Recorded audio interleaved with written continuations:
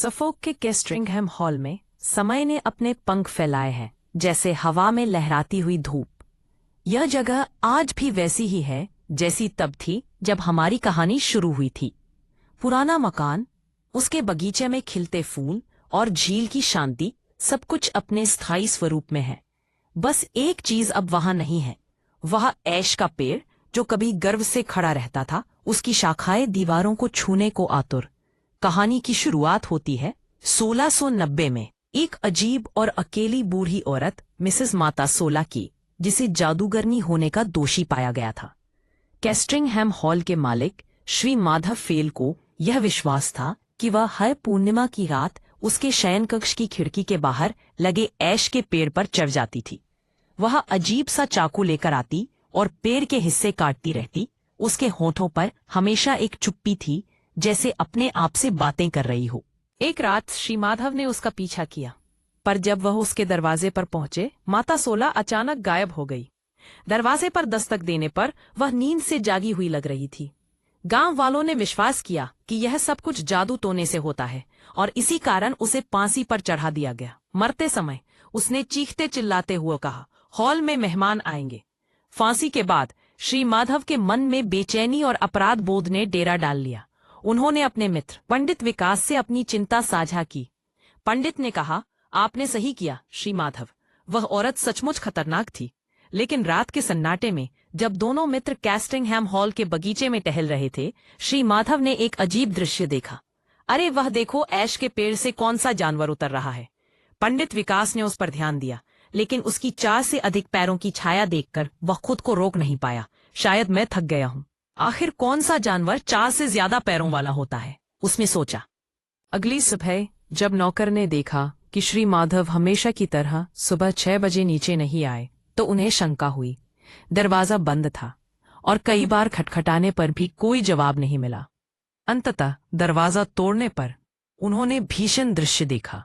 श्री माधव का शव बिस्तर पर पड़ा था, मरा हुआ और काला हो चुका। ऐसी कोई चोट नहीं थी, बस खिड़की खुली थी। डॉक्टर भी मृत्यु का कारण नहीं बता सका।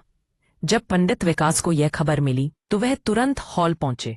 उन्होंने श्री माधव की बाइबल उठाई और उसमें लिखा पाया, इसे काट दो।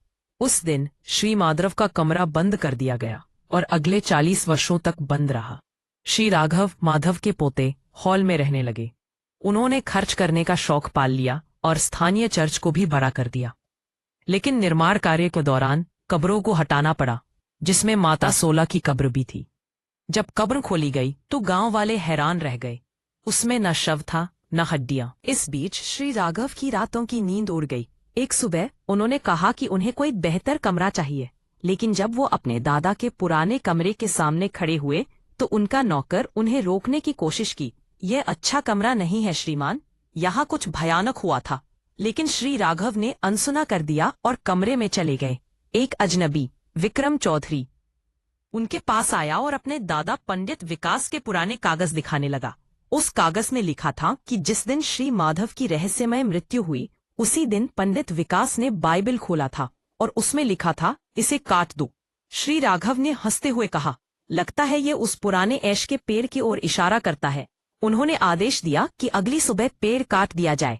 लेकिन अगले दिन रात 12 बजे एक भयानक जीव उनके बिस्तर से कूदा और खिड़की से बाहर चला गया।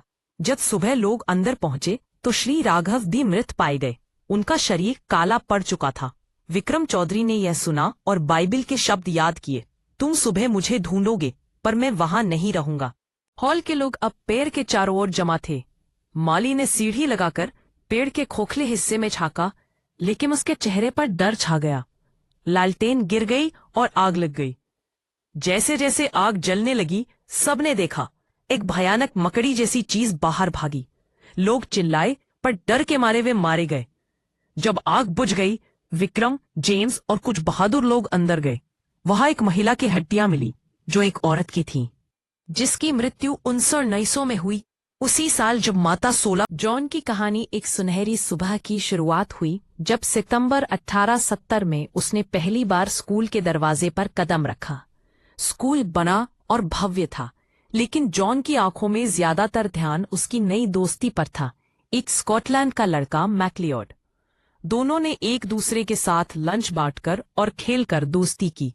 उनके शिक्षक सैमसन एक लंबा, पीला और काली दाढ़ी वाला व्यक्ति था, जिसके बारे में बातें सुनकर बच्चों की आंखें चमक उठती थीं। सैमसन ने अपने अनुभवों के बारे में बताया, जैसे तुर्की में बिताए गए समय की कहानियां, और वह हमेशा एक पुराना सोने का सिक्का अपनी जेब में रखता था।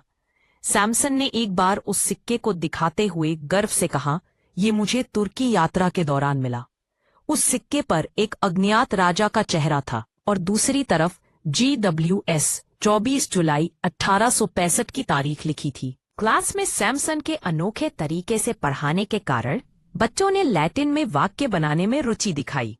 एक दिन सैमसन ने उन्हें याद रखना के बारे में वाक्य बनाने के लिए कहा। मैक्लियोड, जो हमेशा गंभीरता से सोचता था, ने देर से कुछ लिखा। जब सैमसन ने उसका वाक्य जांचा तो उसका चेहरा अजीब सा था।